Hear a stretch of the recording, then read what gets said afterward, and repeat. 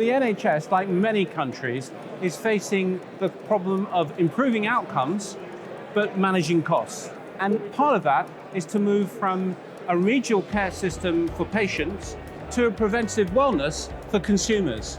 Basically, we want people to be involved in their care, and we also want the information about their care to flow throughout all the care settings. This is across the whole of the life sciences. So wherever someone has data that's important to their health or the health of others, we want to capture that and make sure that the information flows. And that's the same in every country.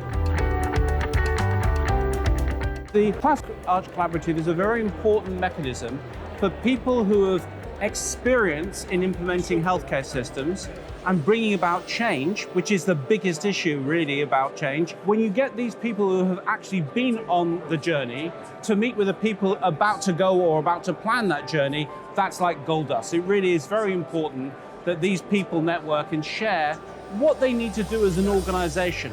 I think some people think of it as an IT organization. It isn't that. This is about managers trying to set a vision to be inclusive and bring everybody on that journey of change. IT just enables it.